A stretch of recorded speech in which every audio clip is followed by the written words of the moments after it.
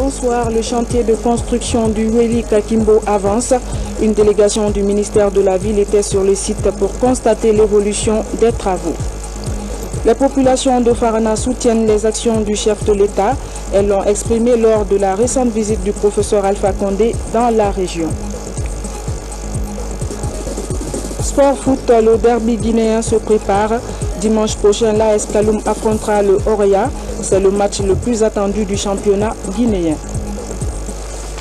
Mesdames et messieurs, bonsoir. Avant de développer ce titre, ce décret D 2015-125 PRG-SGG portant nomination du secrétaire général de la Cour constitutionnelle.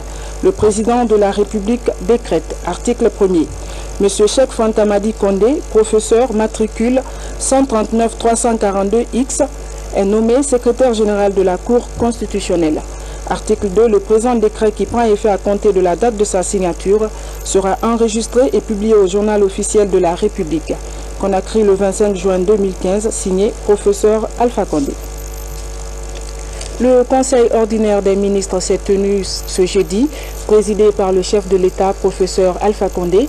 Le Conseil a évalué le programme de relance économique post-Ebola fixé à 1,5 milliard de dollars américains sur une période de 2 ans. Ce budget sera présenté le 10 juillet prochain à New York. Le compte-rendu du porte-parole du gouvernement, Damantan Albert Camara, est commenté par Mahmoud Bari.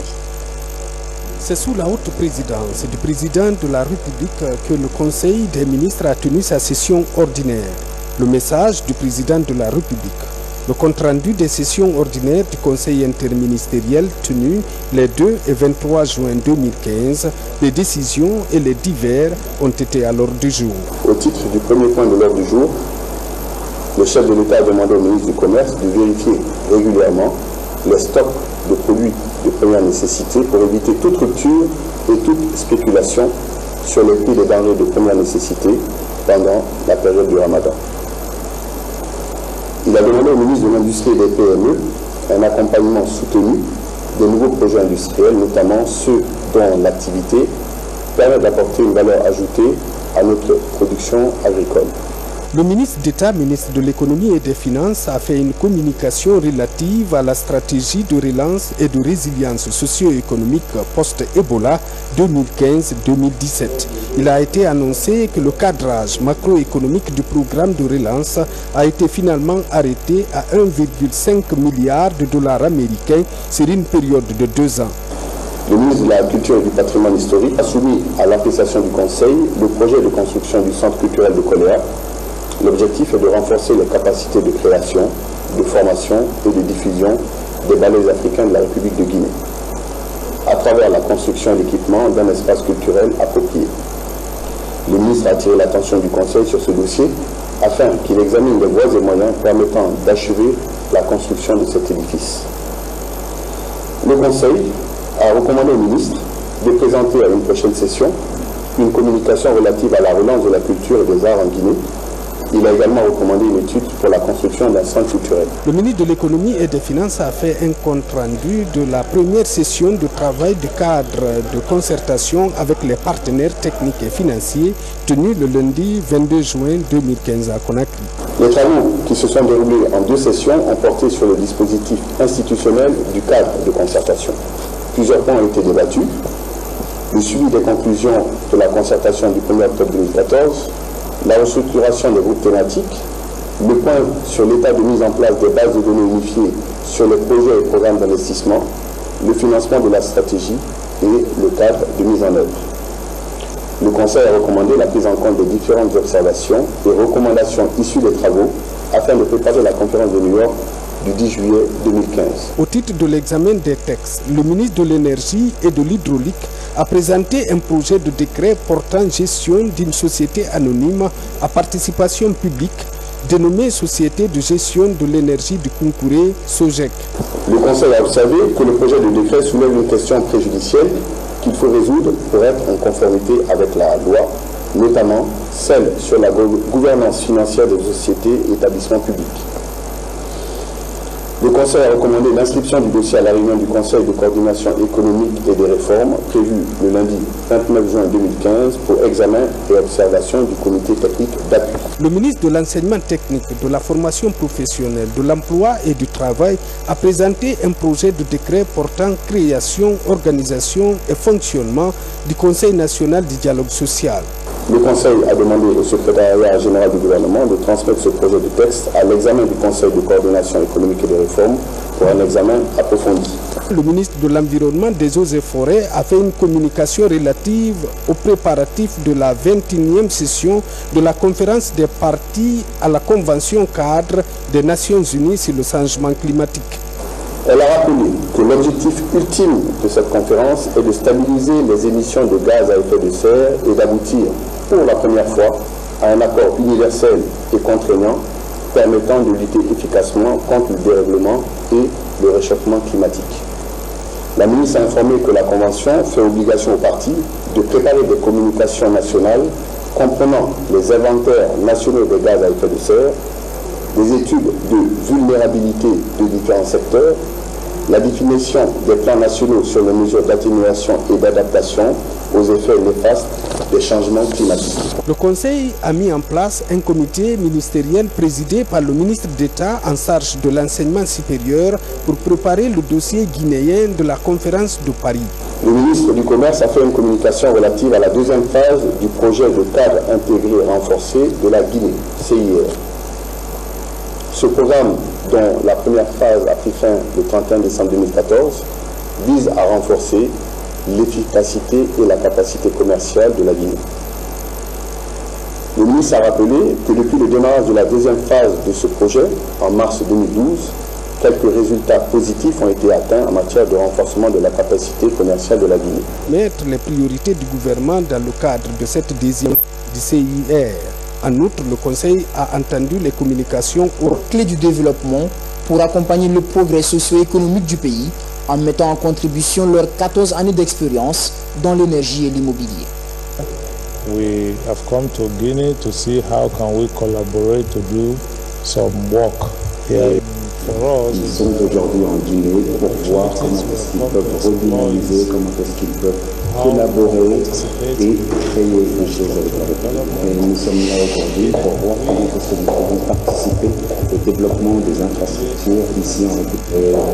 Et aussi comment est-ce qu'on peut intervenir dans le développement au niveau et là on le fera dans un esprit de partenariat gagnant-gagnant. Gagnant pour le Nigeria et gagnant pour la Guinée. Cette audience traduit aussi la volonté du chef de l'État à promouvoir la coopération sud-sud. Pour Femme Walter Odissot, compte travailler en Guinée avec la société italienne Piccini déjà représentée. Juste après, professeur Alpha Condé s'est entretenu avec le secrétaire exécutif du NEPAD, nouveau partenariat pour le développement en Afrique. Cette agence de l'Union africaine basée en Afrique du Sud veut accompagner la modernisation des infrastructures de pêche en Guinée. Je suis venu lui rendre compte de ce que l'agence du NEPAD faisait en coopération avec la Guinée dans ce domaine de la pêche, de l'aquaculture, en vue de transformer ce secteur comme une source de croissance. Vous savez que le président de la République est extrêmement sourcilleux sur les questions de mise en œuvre et il est extrêmement dédié à la question des détails. Donc nous avons passé en revue de manière très détaillée ce en quoi consiste cette coopération, ce que le NEPAD s'engage à faire comme agence de développement de l'Union africaine et nous avons recueilli ses recommandations, ses avis et ses instructions.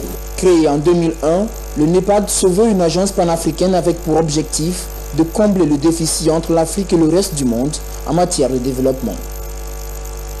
Après 4 ans de service dans notre pays, Armand Kröser s'apprête à quitter Conakry. Il était l'ambassadeur de la République fédérale d'Allemagne en Guinée. Une cérémonie d'adieu lui a été organisée au palais Sékou Touré avec des témoignages de son engagement pour la cause Guinée. Reportage Alcénie Listo Camara. L'opération guinéo-allemande remonte à plus de 5 décennies et couvre plusieurs domaines d'intérêt commun. C'est dans la perspective de maintenir ce élan que le président de la République, professeur Alpha Condé, a offert ce dîner à l'ambassadeur sortant de l'Allemagne en Guinée. Cela après 4 ans de diplomatie en Guinée. Au cours de ce dîner, le diplomate allemand a insisté sur les liens de coopération historique entre son pays et la Guinée avant de remercier le gouvernement et le président de la République pour les facilités qui lui ont été accordées par les autorités guinéennes durant les 4 dernières années.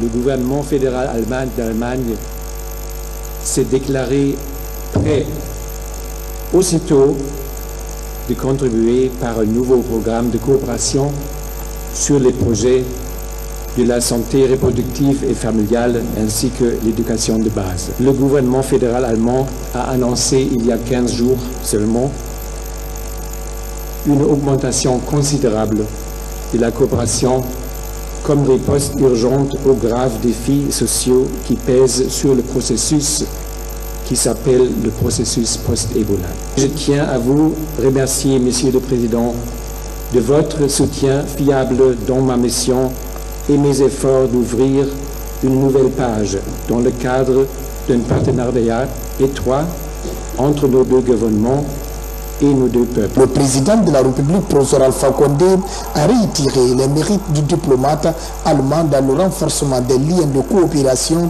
et d'amitié existants entre les deux pays. La coopération de la Guinée et l'Allemagne remonte très loin. C'est une coopération qui était très importante, notamment dans le domaine de l'armée, puisque c'est l'Allemagne qui a toujours équipé bataillon génie militaire. Et nous avons souhaité de nouveau que pendant que vous êtes en Allemagne, essayer de nous aider à reprendre cette coopération, mais surtout à intéresser les hommes d'affaires allemands à la Guinée.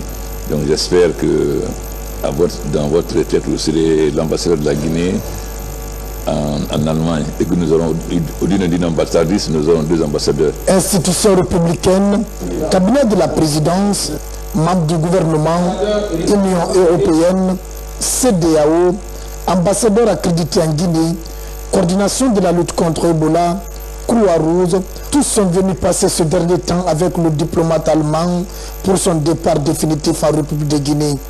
A rappelé que des protocoles d'accord viennent d'être signés au ministère d'État des Affaires étrangères et des Guinéens de l'étranger entre la Guinée et l'Allemagne pour un montant de plus de 16 millions d'euros non remboursables. Ce projet touche les secteurs de la santé et de l'éducation de base en Guinée. Ce jeudi au Palais du Peuple, le dialogue politique en cours a ouvert le dossier du fichier électoral. La CENI a présenté la version actualisée de ce fichier dans ses grandes lignes. Les acteurs politiques ont des avis partagés sur le dossier.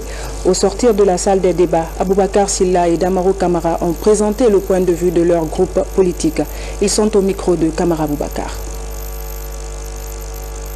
La journée d'aujourd'hui, le cadre de dialogue l'a consacré à l'examen de la question essentielle du fichier électoral. La CENI a présenté l'état actuel de ce fichier et notamment les différentes activités réalisées dans le cadre de la révision qui vient d'avoir lieu sur le fichier électoral. Les données brutes nous ont été fournies.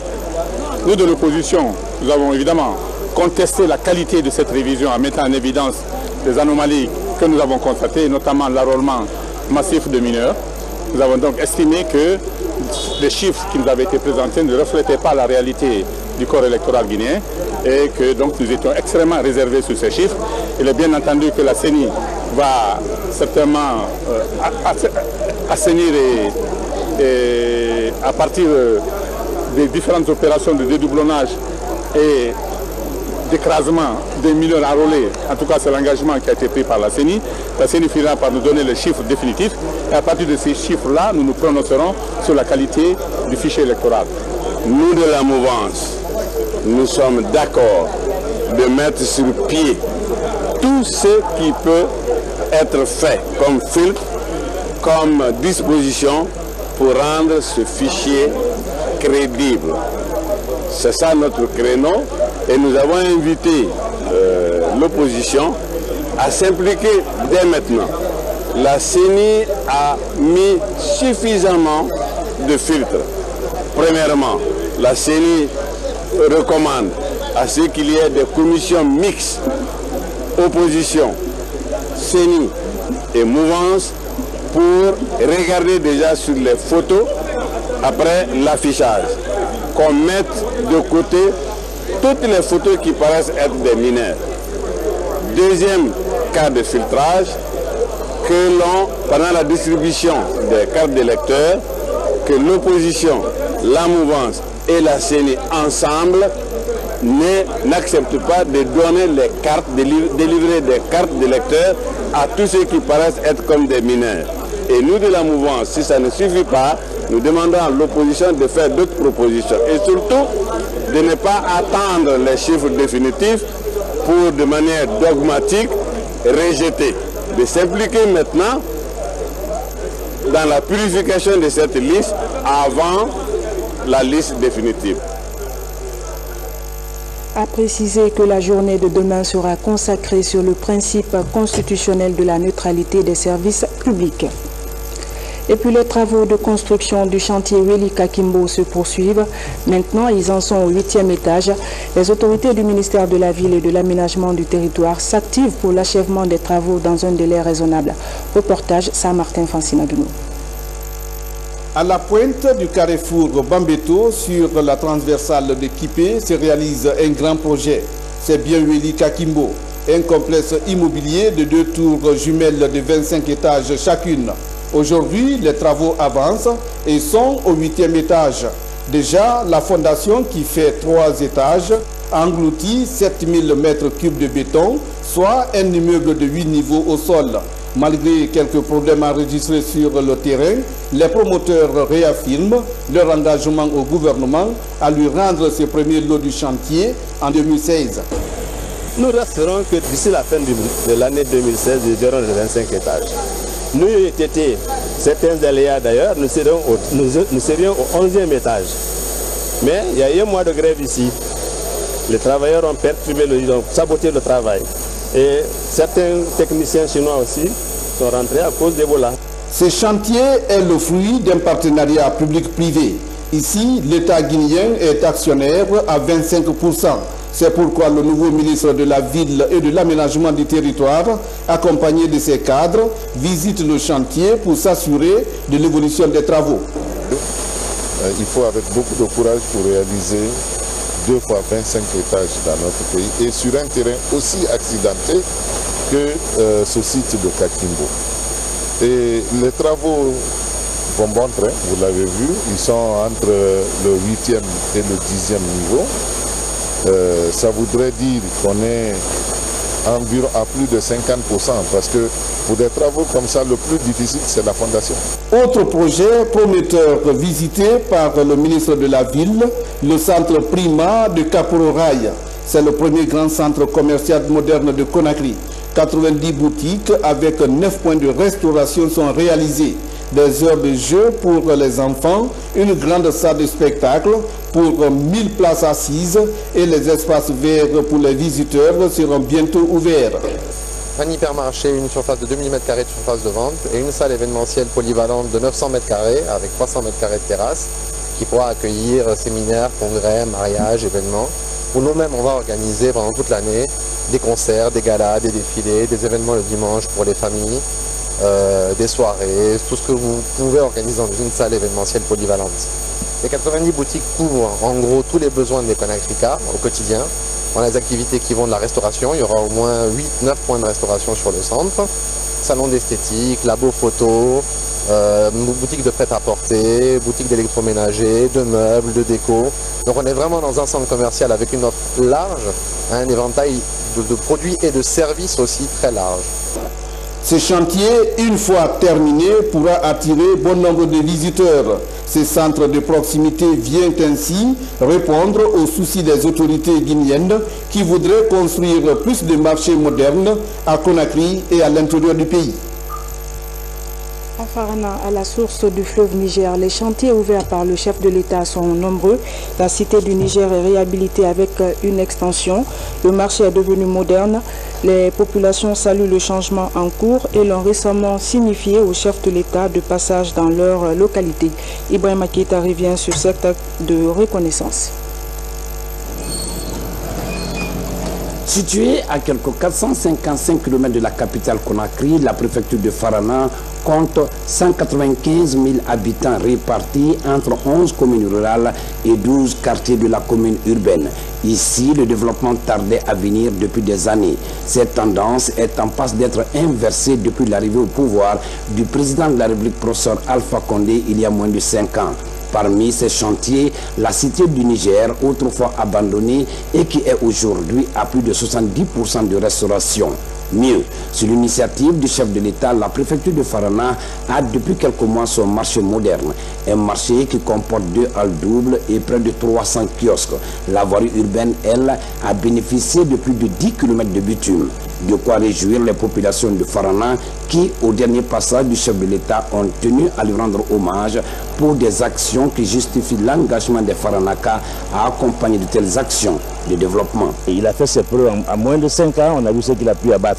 Ce n'est pas seulement pour Farana, mais c'est pour la Guinée. Il a dit qu'il voulait amener la Guinée vers l'émergence. Il voulait faire de la Guinée un pays émergent. Je suis sûr que son deuxième mandat nous permettra d'atteindre ce niveau d'émergence souhaité par lui et vraiment qui est pour le bonheur de tous les Guinéens. Le Farana aujourd'hui a le bastion de changement et il a fait beaucoup de choses. Réserver une telle mobilisation à un président de la République tourné vers le bien-être socio-économique de ses compatriotes est un motif de reconnaissance pour la population de Farana. La mobilisation a été formidable, elle a été grandiose. Je ne voudrais pas que ce soit un feu de paille, je voudrais que ce soit soutenu.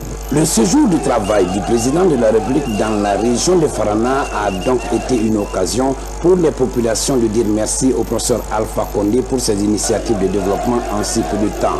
Des initiatives qui donnent espoir à une population qui avait soif du changement. Forte mobilisation de Farana. Mobiliser des fonds pour les caisses de l'État, une action des services des impôts. Même avec l'effet Ebola, la Direction nationale des impôts travaille d'arrache-pied pour atteindre la performance escomptée. En tout cas, les autorités fiscales sont engagées dans cette entreprise, nous dit Francis Collier. Les services fiscaux sont à l'œuvre pour l'atteinte des objectifs 2015. La conquête de la performance occupe les esprits malgré le mauvais coup de la fièvre hémorragique à virus Ebola. La prévision révisée du Fonds monétaire international, c'était 1012 milliards au titre de janvier, février, mars, avril. On a eu à faire 984,6 milliards, soit un taux de réalisation 13,50. La prévision qu'on a essayé de se fixer par rapport à l'objectif, on n'a pas couvert à 100% compte tenu du contexte économique du moment, parce que la fièvre hémorragique à virus Ebola a affecté l'économie nationale. Grâce à la rigueur et à une stratégie imposée par les professionnels de la fiscalité, le fossé de l'épidémie d'Ebola se referme progressivement. Sur le cap de 95,7 milliards qui était engrangé au titre des 4 premiers mois, on s'est battu pour que, au mois d'avril, que nous fassions une plus-value de 70,8 milliards. Sur les 95, on a déjà fait 70 milliards, pratiquement. Il reste quelque chose de 25. Donc, au mois de mai également, on a fait une plus-value de 18 milliards. Donc, de 18 moins 25, il va rester 7. Alors, ce mois de juin, on envisage réaliser une plus-value encore dans l'ordre de 25 milliards. La moins-value qui était constatée. L'intérim qui dirige les activités de l'organisation a un mandat qui ne devrait pas excéder les 3 mois. L'actuel intérimaire de la présidence est à sa 6e année de fonction. La question qu'on se pose, c'est quoi? Si vous-même vous désignez un intérimaire, c'est que vous vous retrouvez dans une situation d'incompatibilité. Et quand vous partez, vous laissez, on ne peut pas encore revenir. Mon sang de bon Dieu. C'est maintenant les élections qu'il faut convoquer les élections. La loi est 34. On peut mettre un président par intérim. Et à partir du moment que le président par intérim est il a 3 mois pour organiser des élections. Aujourd'hui, les membres du Conseil décident d'organiser une élection dans un proche avenir. Ce pour mettre à la tête de l'organisation un président à la légitimité incontestable. C'est d'aller le plus rapidement possible à un congrès, rapidement, et pour faire une élection. L'élection d'un nouveau président pour la principale organisation patronale du pays devrait permettre au CNPG de mieux lutter contre le chômage et contribuer davantage à l'amélioration du climat des affaires dans le pays. Accident de la circulation survenu hier nuit entre Kisosso et Anta. Le bilan est lourd, 2 morts, 2 blessés graves, véhicules et lampadaires solaires endommagés. Selon le constat de la police, le système de freinage défectueux de ce camion et l'excès de vitesse seraient les causes du drame. Un accident qui relance la problématique des visites techniques en Guinée. Et puis demain, 26 juin, sera célébrée la journée internationale de lutte contre l'abus et le trafic illicite de drogue. À cette occasion, le secrétaire général des services spéciaux antidrogue et crimes organisés a fait une déclaration que nous commente Younoussa Tawel Kamara. Menons une vie saine, développons notre communauté et nos identités sans drogue. C'est le thème sélectionné cette année par l'Office des Nations Unies contre la drogue et le crime, ONIDC, pour célébrer cette journée. Ce jour est un rappel des objectifs que se sont fixés les États membres de créer une société internationale sans drogue. En Guinée, les services spéciaux antidrogue et crimes organisés sont à pied d'œuvre pour combattre le trafic illicite de drogue.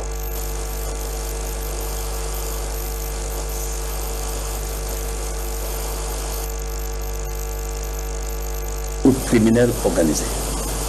En termes de bilan, qui est essentiellement positif, du 26 juin 2014 au 26 juin 2015, nous avons saisi des quantités suivantes.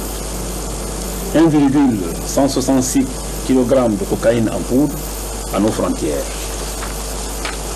En cristaux à l'aéroport international de Bessia, Conakry. 5,780 kg de cocaïne en liquide à l'aéroport international de Conakry-Bessia en provenance du Brésil. 3 tonnes 390,428 kg de cannabis à Conakry et périphérie. 143 comprimés de Valium dans les ghettos de Bambeto. 360 boîtes de 300 mg de produits cosmétiques contrefaits au marché Madina. Et tout récemment, 81,196 kg de cocaïne en poudre au port autonome de Conakry en provenance du Brésil grâce à la coopération internationale. Pour renforcer leur capacité opérationnelle contre l'abus et le trafic illicite des drogues en Guinée, le responsable des services spéciaux antidrogue et crimes organisés sollicite le soutien des uns et des autres. Pour des raisons d'urgence sanitaire, la Guinée va célébrer cette journée en différé dans les prochains jours. Et puis le ministère de la Justice a appris avec indignation le saccage du tribunal de première instance de Kankan suite à une décision de justice dans une affaire d'abus de confiance et recel. Ces événements révèlent un manque de civisme grave et une atteinte intolérable à l'autorité de l'État. Le ministère de la Justice se fait le devoir de rappeler que les décisions à cette phase sont susceptibles de voies de recours ouvertes à toutes les parties. Dans ce dossier particulièrement, le procureur de la République et toutes les autres parties civiles avaient déjà révélé l'appel de la décision du premier juge, ce qui rend incompréhensibles les événements intervenus. Le ministère de la Justice rappelle que ces faits constituent des infractions à la loi pénale et depuis le 23 juin 2015, une enquête a été ouverte au niveau de la gendarmerie de Kankan. À cet effet, les premières interpellations ont déjà eu lieu. Le ministère de la Justice rassure que tous ceux qui ont participé à cette affaire et les éventuels commanditaires seront interpellés et jugés dans les meilleurs délais. Signé Maître Cheikh Sakou. Le ministre des Droits de l'Homme est actuellement à Genève. Khalifa Gassama Diaby est allé présenter les recommandations de l'examen périodique universel concernant la Guinée. Le rapport a été accepté et voté par le Conseil des droits de l'homme. Sans nier les problèmes et la réalité en Guinée, les États et les ONG ont encouragé la poursuite des efforts et surtout l'engagement du ministre des Droits de l'Homme pour le respect du droit des citoyens en Guinée. Et puis, parlant justement des droits de l'homme, demain 26 juin sera célébrée la journée internationale de lutte contre la torture, une pratique honteuse utilisée dans plus de 150 pays et qui est bien une atteinte à la dignité humaine. Depuis Genève, le ministre des droits de l'homme a fait une déclaration que vous suivrez juste après cette édition. Et puis sport, football pour se détendre avec les préparatifs du derby guinéen. Ce dimanche, le Orea et l'AS Kaloum doivent s'affronter. C'est le match le plus attendu du championnat guinéen. Comment cette rencontre se prépare-t-elle? Les explications avec Oumar Ndiaye. Horoya Athletic Club de Conakry, leader du championnat national de football Ligue Nimba Mining, aborde avec beaucoup de sérénité le dernier virage des préparatifs du match retour contre l'association sportive du Kaloum ce dimanche 28 juin 2015 au stade du 28 septembre. C'est le titre que nous cherchons. Je pense que le quart, il faut le creuser à partir de ce match. Nous le jouons comme si c'est nous qui recevons. Je vous ai dit, je vais être très offensif. Je vais monter le bloc très haut et puis voilà, chercher à faire la différence. Pour le burkinabé et barési l'ivoirien qui sont un peu touchés, donc ils ne prendront pas parce que le temps de repos est un peu long par rapport au jour du match. Au match aller, le Horoya Athletic Club de Conakry qui recevait l'AS Kaloum n'a pu mieux faire que match nul d'un but partout. C'est pourquoi ce dimanche, l'objectif de toute l'équipe est et demeure la victoire. On s'est dit depuis à Bamako, moi et mes amis qui étaient en équipe nationale locale, on s'est dit qu'il faut le gagner, même si il y a du talent parmi les joueurs de l'AS Kaloum, mais ça ne va pas nous faire perdre ce match. On est prêt à gagner ce match et à se donner à fond pour la fierté du rouge et du blanc. Quoi qu'il en soit, AS Kaloum Horoya, c'est un choc, j'allais dire un derby à suivre pourvu que l'enjeu ne tue pas le jeu. Et puis l'artiste Fally Ipupa est attendu à Conakry. Le musicien congolais sera en Guinée les 18 et 19 septembre. Il doit livrer des concerts sur plusieurs thèmes comme la paix et l'unité nationale. C'est une initiative de Oudi Prod et Alseni Camara Marco.